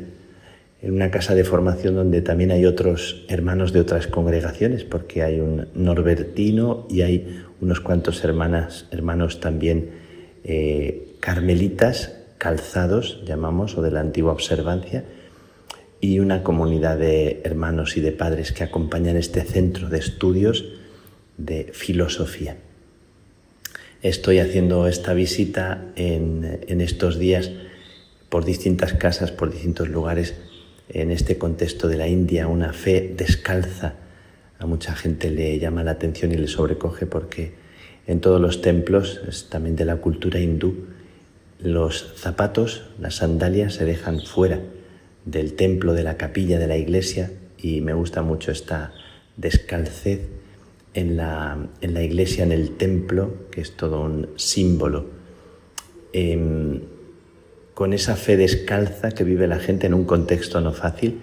La India es un contexto ahora no fácil para los cristianos. Hace muchos años, digamos 30, 40 años, los frailes recuerdan las muchas conversiones de personas al cristianismo. Ahora hay una ley en algunos estados de prohibición de conversión, y hay acusaciones y hay denuncias cuando se siente o se sabe que alguien se ha convertido. Decían de algún seminario donde habían acusado de que había gente que se había convertido, habían entrado en algún seminario. Bueno, más allá de los casos concretos, la fe cristiana, el cristianismo, el catolicismo ahora en la India no está fácil, y sin embargo se percibe una fe tan espontánea, tan bonita, de la gente que vive con esa naturalidad, y les ves rezando, y ves en las iglesias las mujeres con los saris de colores y los hombres cada uno en un lado de la iglesia, pero con una actitud que te sobrecoge, que te mete en oración, y como cuando te ven te miran con una sonrisa de respeto, de sobrecogimiento. Me llama mucho la atención cómo esta sociedad respeta tantísimo a los hombres y mujeres religiosos, y lo consideran como una presencia de Dios que les visita, que se hace presente, y te piden la bendición. Si te ven dando la bendición a alguien, te la piden como con tanta emoción y tan sobrecogidos. Lo hacen espontáneamente los frailes cuando hablamos con cada uno estos días, que estamos escuchando a tantísimos hermanos. Al terminar de hablar siempre se arrodillan y te piden la bendición con un gesto espontáneo. Estamos compartiendo la fe, compartiendo las celebraciones con estos hermanos de la India, en este contexto casi al sur de la India. El sur es Kanyakumari, es el punto más extremo al sur de la India. Kochi o Cochin está un poquito más arriba, no mucho, Y desde aquí, dando gracias a Dios por poder vivir este encuentro, este momento, estoy dejándome envolver también por comunidades y por hermanos que viven una espiritualidad muy rica. Tengo que decir que en este contexto también los carmelitas tienen como una palabra muy bonita en el contexto de la espiritualidad de la India, que siempre nos suena a nosotros en Europa, en Occidente, como tan rico, una cultura tan rica, tan ancestral. Y me encanta que hay frailes y hermanos que conectan la espiritualidad del Carmelo con la tradición, con las tradiciones también de la espiritualidad, honda espiritualidad hindú, haciendo relevante también el mensaje de los carmelitas, de San Juan de la Cruz, de Santa Teresa, y de una figura que hemos mencionado estos días atrás, de Santa Teresita del Niño Jesús, que es increíble hasta qué punto también llega a los rincones más perdidos de la India. Estoy compartiendo con estos hermanos y visitando algunas comunidades de formación.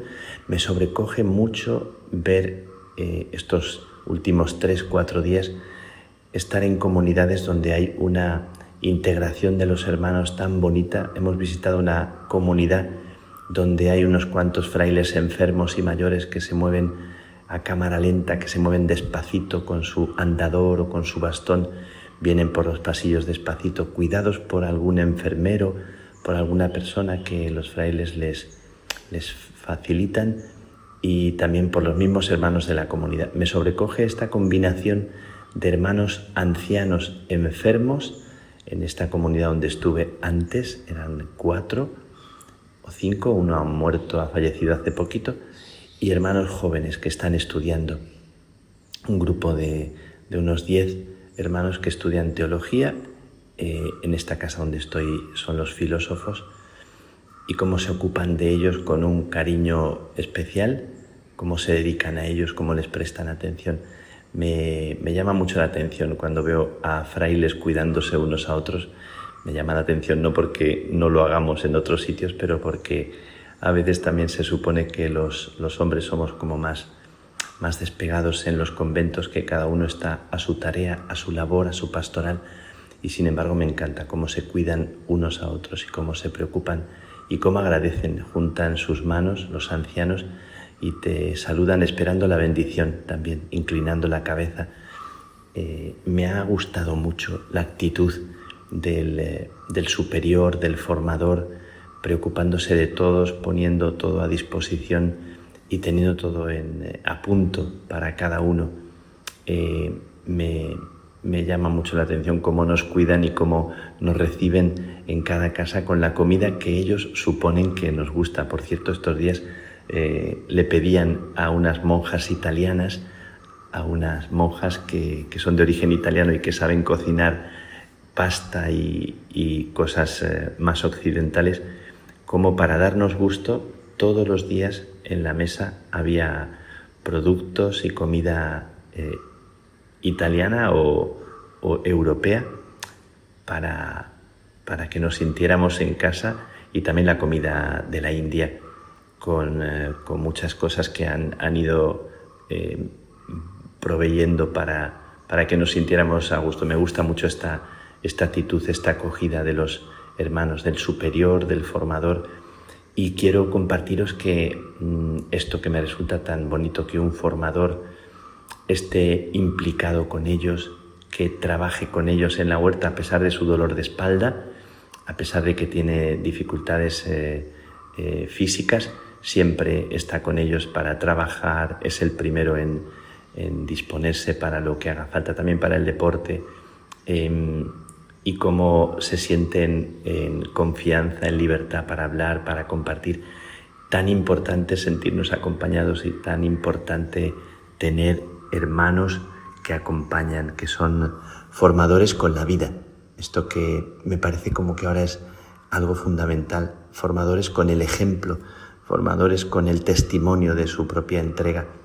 Esto me ha pasado en las 2 últimas comunidades, donde he visto un formador y un superior que se ocupan de los hermanos y de los cuales, también esto muy sorprendente y sobrecogedor, los hermanos más mayores, más ancianos, solo tienen palabras de agradecimiento. Bueno, esto no es nada frecuente porque los ancianos siempre tienen alguna cosita, alguna cosa que a lo mejor les resulta que se debería mejorar, pero en este caso me ha sorprendido y es una satisfacción.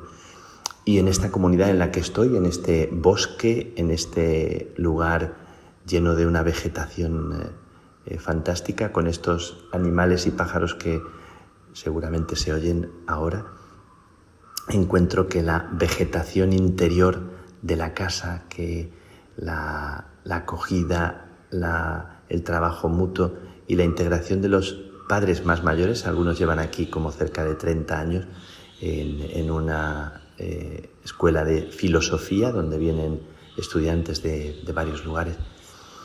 Me gusta mucho esta integración, este respeto mutuo, esta actitud entre unos y otros, ¿no? Que es como muy reconfortante para mí, como padre de la orden, como hermano. Me resulta muy bonito que nos cuidemos, que haya una comunidad en la que las personas se cuidan, se sostienen y se respetan con las diferencias que hay, que evidentes de carácter y de tantas otras formas. Y sin embargo, en esa interacción donde un hermano que lleva aquí 30 años nos decía que nunca había visto un formador que se ocupara al 100% de los hermanos, que estuviera tan pendiente y que ellos le sintieran tan padre, tan cercano, tan en confianza. Bueno, esto me emociona mucho poder decir esto, pensando en todas las comunidades de religiosos, de religiosas o en todos nuestros espacios donde tenemos comunidades, grupos, personas que trabajan juntas, como este respeto realmente ayuda a que las personas se sientan únicas y se sientan especiales. Bueno, pues también en una comunidad, en la comunidad anterior, donde hay algunos de los ancianos que me decían muy también edificados, que es uno que va a cámara lenta y siempre llega más tarde porque le cuesta mucho caminar y siempre está pendiente de si alguien falta, de si alguien no ha llegado, para pedir que vayan a preguntar por él, y él es de los que está más necesitado de ayuda. Me gusta mucho también cómo las personas que son más cuidadas tienen a veces estas actitudes también de preocupación por los demás. Estamos en este contexto de la India, de mis hermanos, de una espiritualidad también muy concreta. Hemos visitado también un hospital que tienen los hermanos aquí, un centro de medicina ayurveda. Me ha sorprendido mucho esta medicina. Hemos tenido también alguna sesión donde nos han dado algún masaje en la espalda, unos enfermeros que se dedican también a través del cuidado del cuerpo a sanar algunas dolencias. Hemos estado también en un centro de retiro para la gente que viene a retirarse, a hacer oración. Hemos celebrado la Eucaristía en una iglesia donde diariamente vienen como unas 300, 400 personas.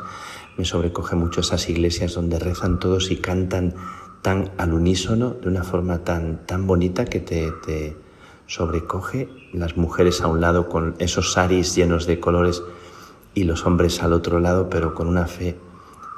Una gran parte de la iglesia no tiene bancos, se sientan en el suelo y eso también nos sobrecoge, todos descalzos. Hemos dado gracias por esta pastoral, esta fecundidad del Carmelo, de la iglesia aquí, en este rincón del mundo, no fácil, y he bendecido a Dios por estar aquí y por poder participar y dejarme evangelizar, dejarme también envolver. Bueno, en este contexto me llega la oración de una pequeñita, Cande, desde Uruguay. Me llega una oración de Cande en este contexto de la India, donde dice que quiere mucho a la Virgen María, de 4 añitos. Rezamos mucho por ella porque su madre tuvo dificultad en el parto y y no quiso tomar medicinas o calmantes y al final nació Candé después de mucha oración. Y uno esto también a esa espontaneidad de los niños que queremos también vivir. Y Candé, que decía en una oración que venía a rezar a la Virgen pero no sabía qué decirle y que quería saber un poco qué es lo que ella hacía, ¿no? Bueno, me sobrecoge también. En este contexto que les digo a los hermanos que lo que más esperamos es la autenticidad, la espontaneidad, la transparencia, la simplicidad, y que el camino de la espiritualidad es el camino de la simplicidad, y cómo eso brilla cuando estamos desprendidos de nosotros mismos. Bueno, en este contexto me sale mucho bendecir y dar gracias por esto mismo, por la gente que encontramos que con esos ojos abiertos que nos miran y con esa actitud, con las danzas que nos han también homenajeado en algún momento, alguna danza tan bonita, cómo refleja la riqueza y la belleza del espíritu del ser humano donde quiera que estemos, y como este desafío de comunión y de unión, les he dicho también aquí que tenemos este desafío de ser familia, de estar en comunión y de celebrar y respetarnos unos a otros. Pido para vosotros y para mí esta simplicidad del corazón, esa oración de Candé, la pequeñita que me enamora, y le pido al Señor que os bendiga, que os regale esa paz, con este sonido de los pájaros alrededor, que también son un mensaje para todos nosotros, invitándonos a poner en el Señor todo lo que nos agobia y nos pesa para no dejar de vivir este momento presente como una gracia, como un don de Dios. Y que la bendición de Dios Todopoderoso, Padre, Hijo y Espíritu Santo, descienda sobre vosotros, sobre ti, y te acompañe siempre.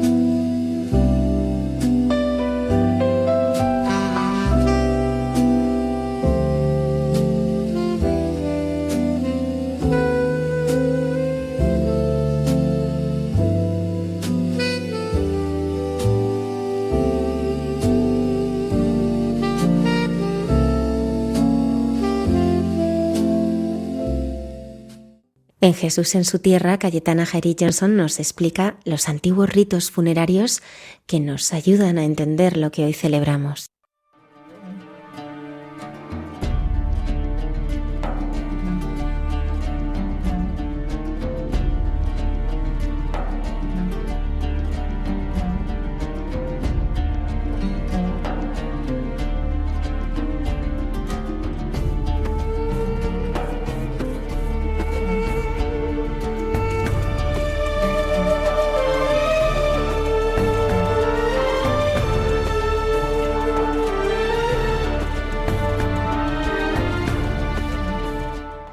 Buenas noches de paz y bien, queridos amigos de esta sección llamada Jesús en su tierra de Radio María.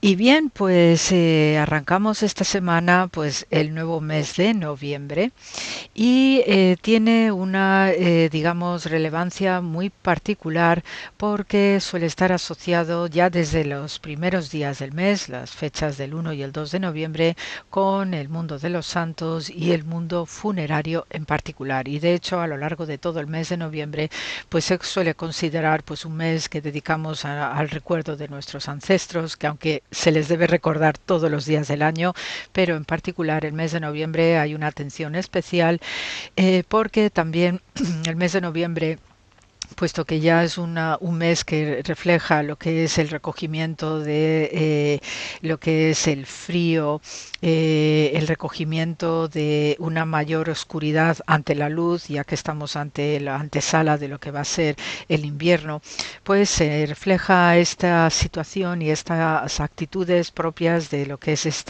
este periodo de otoñal invernal, de recogimiento, de soledad, de estabulación de animales. Se recogen también las últimas cosechas y haya una preparación y ese guardarse en las despensas de las familias el alimento que va a sostener habitualmente a lo largo del invierno. Igualmente la actitud nuestra pues también pasa por abrigarnos más, en este sentido de protegernos también de los fríos que son propias de estas fechas. Por la misma razón que hay este recogimiento propio del mes de noviembre, pues hay esta asociación también mítica en nuestra historia humana y biológica acerca del recuerdo de nuestros parientes, de todos aquellos que se nos han ido desde este plano terrenal, sean familias, sean amigos e incluso nuestras mascotas, ¿no? Entonces en esto pues hay diversos calendarios de también diversas culturas que desde la antigüedad pues nos vienen digamos chivando a través de lo que encontramos como arqueólogos y también a través de textos y de material epigráfico, pues cómo era la vida en ese pasado desde la antigüedad a nuestro presente acerca de lo que es este recuerdo, ¿no?, de nuestros muertitos. Entonces, por nuestra civilización compartida entre el Próximo Oriente y lo que es el resto del Mediterráneo en la antigüedad, pues nuestra referencia más directa y más particular la tenemos con el contacto directo de lo que es el mundo romano, donde sí se observa pues también que hay una fuerte importancia a la hora de interpretar a nuestros muertitos y también depende de lo que es la situación o el estatus social de aquellas personas que fallecen, ¿no? Entonces pues hay una variedad, hay una tipología que también pues a poco que uno visite Roma pues puede encontrar todas las magníficas tumbas que hay a lo largo de la Vía Apia. También pues hay estructuras que solemos conocer con el nombre de mausoleos y habitualmente pues hay una atención particular a la hora de la estética de las necrópolis o de los cementerios, de reflejar lo que es el mundo de los vivos, que también se va a replicar en el mundo de los muertos. Por ello, pues a veces las tumbas y sobre todo cuando tenemos cementerios que son históricas, pues suelen reflejar algo que sea parecido a un hogar, a una casa, porque se considera que los muertos pues suelen replicar en un más allá pues más o menos la vida que han tenido en el presente, ¿no?, que les haya tocado vivir. Por ello pues dentro de todas las tipologías de cementerios y de tumbas pues tenemos auténticas maravillas, auténticas joyas que también pues aquellos que les guste visitar los cementerios pues evoca pues una cierta nostalgia acerca también de la soledad de los muertos, ¿no? Incluso por aquellas tumbas que a veces observamos que están abandonadas, que no hay nadie que les cuide, nadie que les ponga unas flores o unas piedras según la costumbre judía. Y por ello pues tenemos todos estos sentimientos que evoca entre la nostalgia y el sentimiento pues todo lo que es el mundo funerario. Desde el punto de vista de la costumbre romana pues sí que sabemos que desde tiempos muy antiguos pues existía más la costumbre de la cremación y de guardar las cenizas en unas urnas que a su vez se ponían en unos nichos, ¿no?, de tipo columbario, que eso es lo que nos dan los nichos que tenemos en nuestros cementerios. Pero con la llegada del cristianismo pues sabemos sabemos que hubo una mayor influencia acerca de la inhumación, ¿ok? Es decir, construir o tallar sarcófagos donde pones el cuerpo entero, porque también gracias a la nueva religión cristiana pues se da esta creencia en la resurrección y por tanto la cremación pues va a ser muy difícil para que la persona pueda vivir, ¿no? Pueda resucitar, puesto que se le ha quemado el cuerpo, ¿no? Igualmente, pues como os decía hace unos momentos, pues las tumbas suelen reflejar lo que es la clase social romana, y en el caso de las clases o la gente que era más pobre, pues había tumbas colectivas, y estas tumbas colectivas se llamaban puticuli, ¿ok? Y también pues se les solía enterrar a estos enterramientos colectivos con lo que es una ánfora muy discreta para hacer libaciones, etcétera, porque también pues sí, aunque fueran tumbas de pobres, pero sí que había una preocupación por velar por estas tumbas colectivas haciendo libaciones, ¿no? También pues sabemos que existía la costumbre de los sarcófagos, igualmente osarios, que eran osarios de cerámica, donde también pues se solían colocar los cuerpos de los difuntos. Y eso sí, ya para las familias más ricas, pues sí que tenemos, ¿no?, estos mausoleos como la tumba de los Escipiones o la pirámide, ¿no?, de Gayo Cestio, por ejemplo, que a veces pues estos mausoleos, como eran para ya familias de cierto pedigrí social, pues entonces se añadían un columbario, que eran pues un columbario pues suele ser los hogares donde, simulando los lugares donde viven las palomas, que por eso recibe el nombre de columbario, pues allí es donde se colocaban las urnas de las cenizas de aquellos difuntos pertenecientes a esta familia rica que habían sido cremados. Ya desde el punto de vista de lo que es el judaísmo, pues bien sabemos, ¿no?, que desde fechas muy antiguas existe la costumbre del enterramiento en tumbas cueva, y entonces allí también pues sabemos que hay estas fases, y esto va a ser una constante a lo largo de toda la historia de Israel, en particular de enterrar a los muertitos sin ningún tipo de cremación, y simplemente se depositaban los cuerpos envueltos pues en una estera o en lienzos linos, ¿no?, un lino, un sudario, ¿no?, hecho de una cierta calidad para la purificación del cuerpo. Y en estos enterramientos en cuevas, pues una vez que había pasado pues el tiempo razonable de descomposición de la carne, pues se volvía a la tumba, y entonces se ponían o se recogían los huesos en un osario. Esto bien sabemos que por lo menos desde fecha del Calcolítico, alrededor del 4000 antes de era cristiana, pues viene siendo una costumbre recurrente, que además también sabemos que todavía se daba en tiempos de Jesús de Nazaret. Lo habitual es que las familias, pues el jefe de familia comprase un trozo de terreno, y entonces a partir de ese trozo de terreno, con el condicionamiento adecuado de tipo cueva, ¿no?, cueva natural, pues fueran construyendo allí lo que sería el equivalente a un mausoleo familiar, que no es de sillares, sino simplemente utilizando estas cuevas naturales en el terreno. Entonces así sabemos que el patriarca Abraham, cuando muere Sara, pues toma conciencia de que tiene que tener un lugar donde enterrar a su esposa, pero también al resto de la familia. Luego también José fue enterrado en lo que era la tumba cueva colectiva que había comprado, ¿no?, en un terrenito el patriarca Jacob en la ciudad de Siquem. Habitualmente pues cuando el pater familias, ¿no?, el padre de la familia, pues era el encargado de comprar estos terrenos particulares para ser el lugar de enterramiento individual y también de la familia, pues habitualmente lo hacía directamente, o también pues podía encargar a alguna persona que hiciera la mediación, que hiciera el papel de intermediario para precisamente comprar ese trozo de terreno.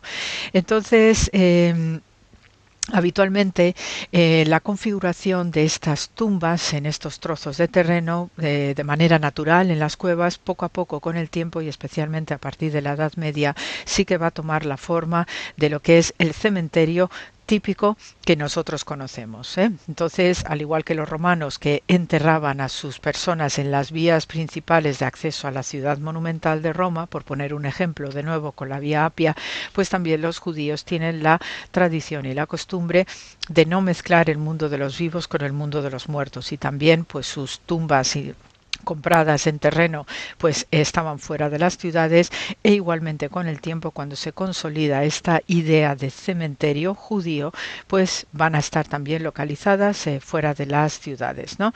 Y hay también unos protocolos internos a seguir. Habitualmente las tumbas judías también, en esto sí se parece pues al mundo romano, que es la influencia cultural directa que tenemos, pues se suele caracterizar por tener jardines, ¿ok? Habitualmente vemos nuestros cementerios con cipreses, con árboles así nobles, con mucha vegetación, porque también esto es lo que transmite una idea de paz para los propios muertitos que están en estos cementerios. Lo mismo van a tener los judíos, ¿ok? Entonces, tanto si es un trozo de terreno que uno compra con esa cueva natural, como sabemos que que era el Gólgota, ¿no? En el Gólgota sabemos que había un jardín, y de hecho, gracias a los análisis de microarqueología, se confirma este dato de que efectivamente había un jardín, tal como nos describe el Evangelio, y es allí donde José de Arimatea compra esa porción de terreno que iba a ser su tumba, que luego va a donar generosamente a Jesús de Nazaret.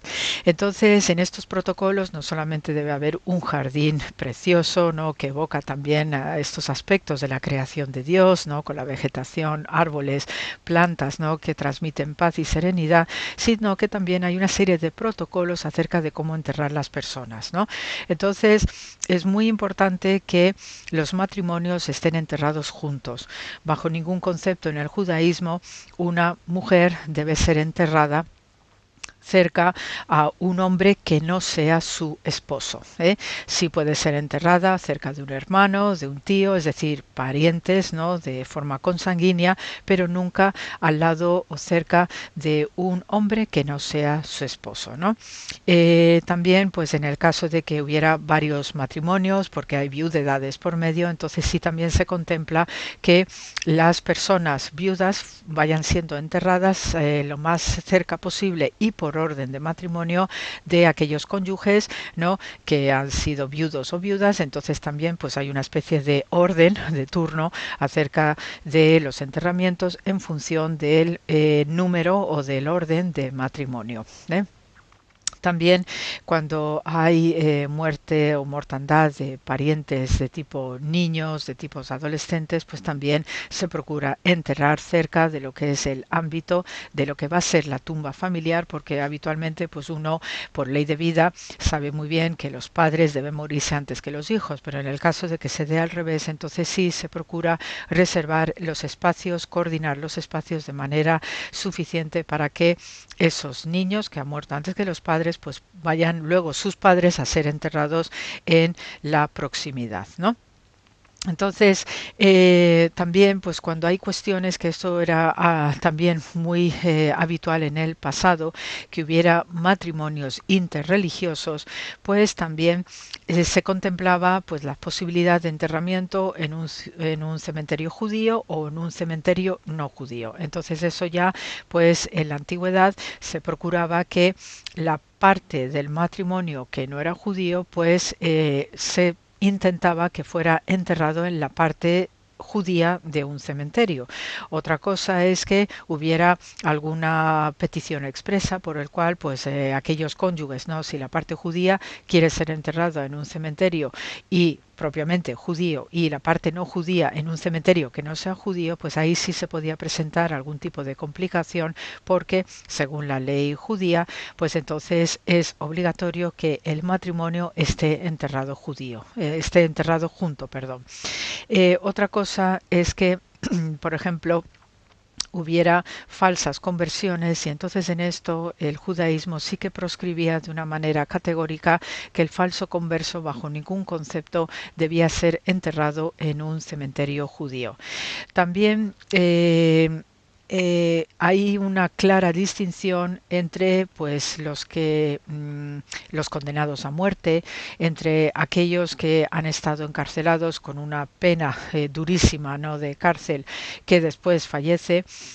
Cómo se debe tratar el cuerpo de estas personas, y lo que se tiene muy claro es que una persona, digamos, normal, que no tiene delitos, que no tiene penas a sus espaldas ni nada que se le parezca, y mucho menos prisión, pues sigue un enterramiento, digamos, habitual con su familia, etcétera, ¿no?, en un trozo de terreno o una tumba, ¿no?, digamos, familiar. Pero aquellos que han pasado por la cárcel, que hayan pasado, ¿no?, por digamos, conductas no demasiado éticas o morales, pues no deben ser enterrados conjunto con aquellos que no han cometido actos, digamos, indecentes o indecorosos, ¿no? Entonces, las normas acerca de los enterramientos son sumamente estrictos en el campo judío, porque hay también la preocupación y el estar pendientes de la resurrección en ese mundo venidero, y por eso pues se pone especial cuidado en cuidar que la persona que ha fallecido, tanto si es prematuramente fallecida o si ha cumplido su ley de vida, pues que tenga todo el decoro posible en ese enterramiento, con todos los tratamientos adecuados por parte del rabinato, etcétera, etcétera. Y esto sí que se cumple a rajatabla desde que tenemos noción de la historia de Israel, esta preocupación constante por la forma en que enterramos a nuestros muertitos, y sobre todo porque siempre hay esta convicción de que volvemos a Dios y por tanto debe hacerse con el máximo de respeto y de decoro. Así que con la grabación del programa de hoy se os manda mucho amor, siempre pendiente de nuestros ancestros, aquellos incluso que no conocemos, porque gracias a ellos pues estamos en este plano de nuestro presente, y les debemos nuestro máximo respeto, amor y el deseo de que siempre van a estar con Dios y cuidando de nosotros también desde donde estén. Así que, lo dicho, gracias por la escucha y hasta la semana que viene.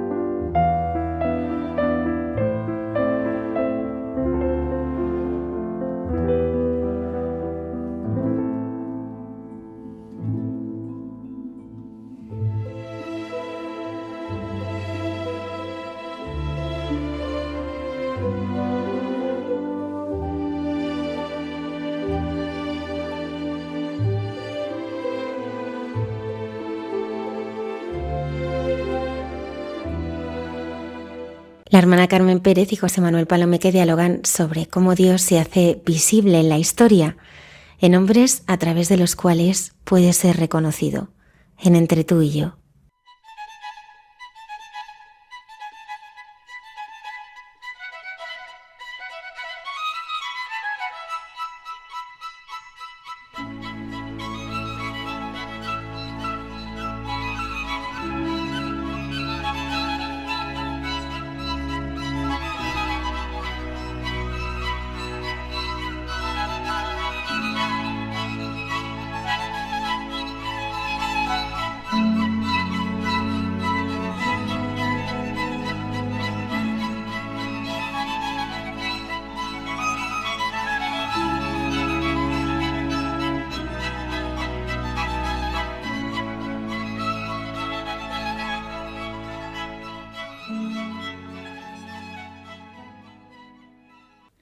José Manuel, vamos a dialogar sobre el Dios de Abraham, el Dios de Isaac, el Dios de Jacob, el Dios de Moisés y no sigo, seguiremos. No, vamos a ver. Es que, mira, conocemos a Dios a través de su creación, como dice San Pablo. Lo invisible de Dios, desde la creación del mundo, se deja ver a la inteligencia a través de sus obras, su poder eterno, su divinidad. Pero conocemos a Dios más de cerca a través de la historia que Él ha ido haciendo con los hombres, dice el entonces cardenal Ratzinger. Dios se hace visible en una historia, en hombres a través de los cuales puede ser reconocido. Es que me gusta muchísimo. El Dios de Abraham, el Dios de Isaac, el Dios de Jacob, el Dios de Pedro, el Dios de... y todos los santos y personas que con su fe y su certeza nos lo transmiten. Dios se explica y muestra su rostro a través de personas. No podemos encerrarnos en nuestros propios pensamientos y razonamientos, en un Dios imaginado, inventado, como si fueran más importantes que los hechos de Dios. Claro, la plenitud de este acercamiento de Dios es el hecho de la encarnación del Hijo de Dios en las entrañas de María. Ciertamente, en María, la hija de Sión, la madre de los creyentes, se nos muestra de una manera única, plena. En este momento, y por medio de María, Iglesia naciente, como decía el cardenal Ratzinger, creemos en el hecho de la encarnación y redención. Podemos leer y escuchar, que es maravilloso, los primeros capítulos del Evangelio de San Lucas. Oye, ¿cuántas veces nos habrá pasado, verdad, que escuchamos conversaciones, entrevistas, en las que, oye, sentimos que realmente no hablan de Dios, del Dios de María, el Dios de la Iglesia naciente? Sí, ¿sabe alguien no de qué se habla, sino de quién se habla cuando hablamos de Dios? Oye, pensémoslo cada uno de nosotros. Y no son preguntas retóricas. Por ejemplo, ¿cómo sentimos que Abraham es considerado el padre de la fe? Porque su obediencia y confianza en Dios ejemplifican un modelo de fe para las religiones abrámicas, el judaísmo, el cristianismo y el islam. Su historia se basa en obedecer a Dios, a pesar de la incertidumbre, como cuando salió de su tierra sin saber su destino. Creyó en la promesa de ser el padre de una gran nación, a pesar de no tener hijos, y demostró una fe inquebrantable cuando se le pidió sacrificar a su hijo Isaac. Es verdad, pero es que no podemos utilizar el nombre de Dios en vano, y parece que se hace mucho. No se puede utilizar, y con todo el sentido común que al ser humano le ha dado Dios, pero que no lo debemos hacer. No se debe usar el nombre de Dios de manera irreverente, blasfema, falsa. Evidentemente incluye, bueno, por supuesto, jurar en falso, maldecir, Dios mío, usar su nombre sin respeto, vamos. Vivir de una manera inconsistente con la fe que se profesa, como decir que se es cristiano y no vivir el Evangelio. El nombre de Dios se usa con mucha frecuencia y quizá más que nunca, pero en el fondo, ¿cuántos realmente saben de qué hablan cuando hablan de Dios? Es verdad. Y cuando hablan y de Jesucristo y su Iglesia, ¿en qué Dios creo? Así en singular. ¿En qué Dios creo yo realmente? Porque lo que importa es la fe de cada uno. ¿Quién es el Dios de mi fe, de mi certeza, de mi confianza? ¿Cómo especificaría el Dios en el que creo? ¿Cómo es mi relación con Él? ¿Cómo es mi testimonio de fe, que es lo que ha pasado a lo largo de todos los siglos? Claro, y consecuencia de ello, ¿cómo es mi vida? Mira, me viene, ahora que estamos hablando así de la fe me viene la fe de Peter Sebald. No sé si los oyentes de Radio María han oído hablar de este señor, pero nosotros, tú y yo, lo conocemos porque hemos leído los libros. Es que es autor de unos libros muy buenos para adentrarse en la persona del Papa Benedicto XVI. Y ojo, digo en la persona, con toda la fuerza de la palabra persona, no es nada teórico estos libros. En 1996, el periodista le propuso, o sea, Peter Sebald, le propuso al cardenal Ratzinger conversar sobre las cuestiones que el hombre actual plantea a la Iglesia, que eran las que él se planteaba, y que a menudo le cierra el acceso a la fe.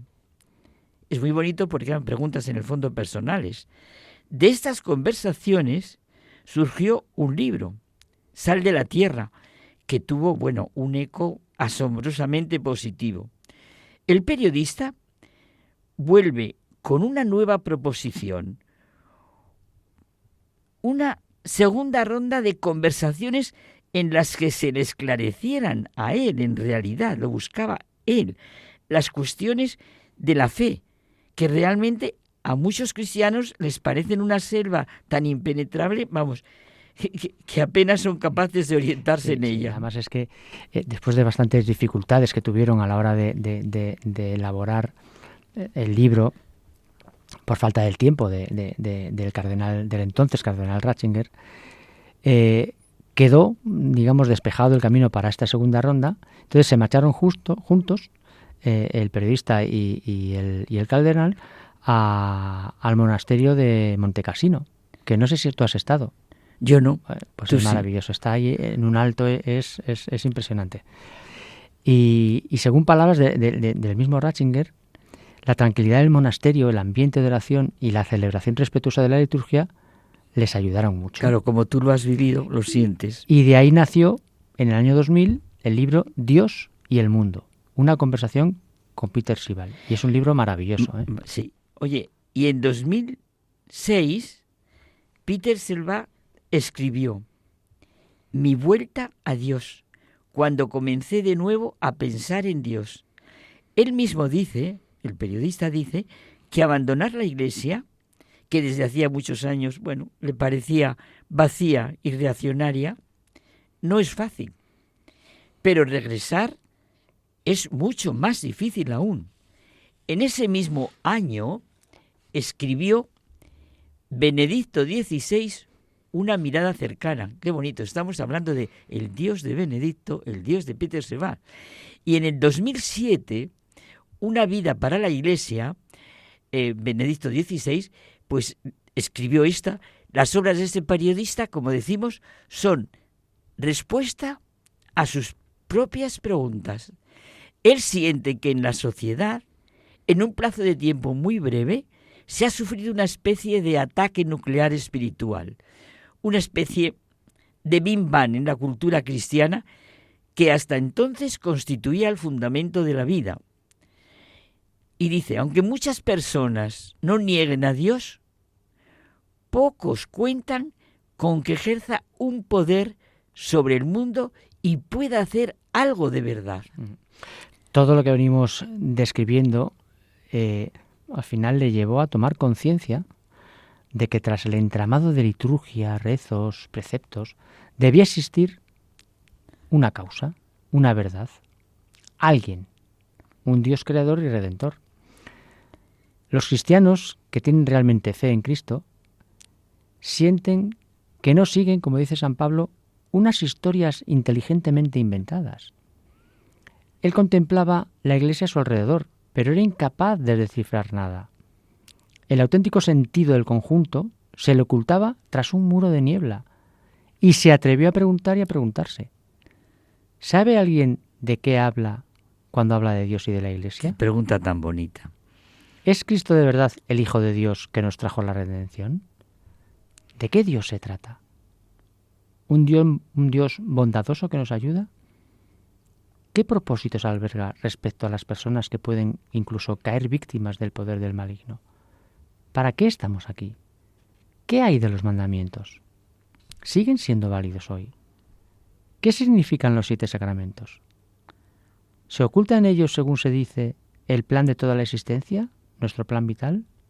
¿Son todavía reconciliables en el siglo XXI la fe y la vida para aprovechar en el mundo moderno los conocimientos básicos del legado de la humanidad? Claro, has centrado completamente lo que comenzábamos, porque es verdad que conocemos a Dios a través de su creación, pero eso tan bonito que decía Ratzinger, cómo los conocemos de verdad a través de la fe de, y las preguntas de, es verdad. Sí, muchas cuestiones para responder, como dice el periodista, es verdad. Muchas jamás podrán expresarse del todo con palabras, pero Cuando el cardenal Ratzinger, gran testigo de la Iglesia, se sentó frente a él en el monasterio de Montecassino y le transmitió la buena nueva de Jesucristo, la fe cristiana, desde la creación del mundo hasta su final, logró vislumbrar cada vez con mayor claridad algo del misterio que proporciona la coherencia más profunda al mundo. En el fondo, acaso sea muy sencillo, porque la creación misma, entraña un orden en sí. A partir del periodista, de alguien que tiene fe, podemos leer los pensamientos de Dios y de toda la creación, es verdad, e incluso el modo correcto en que deberíamos vivir. Todo eso es verdad, lo vemos a través de la creación y a través de todo, pero es a través de las personas, de los testigos de la fe, cuando uno puede responder muchas preguntas y sí, seguir preguntándose. Como tú decías, ¿sabe alguien, el periodista, de qué se habla cuando hablamos de Dios, de Jesucristo y de su Iglesia? ¿Lo puedo precisar? ¿Sabemos en qué Dios creemos o no creemos? ¿Lo sé discernir, precisar, expresar? Sí, atrevámonos a pensar y preguntar como este periodista. Con su actitud y capacidad de reconocer, será un nuevo despertar y un nuevo inicio lleno de sentido gracias a través de la historia que ha ido haciendo la fe de los hombres llenos del Espíritu Santo. Ojalá, José Manuel, nuestros amigos puedan hablar de la fe de José Manuel, de la fe de Carmen. Sí, y que se lean el libro Dios y el mundo, que además ya lo debe, te aseguro que ya está en edición de bolsillo y a un precio bueno, porque es muy, muy, muy, muy, muy interesante. Muy interesante.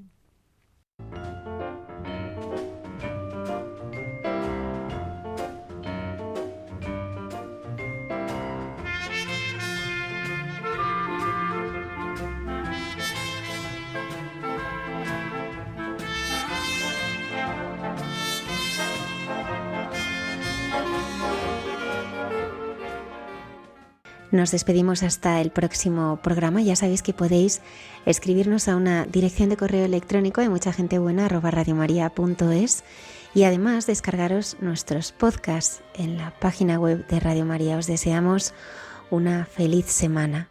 Gracias por estar ahí.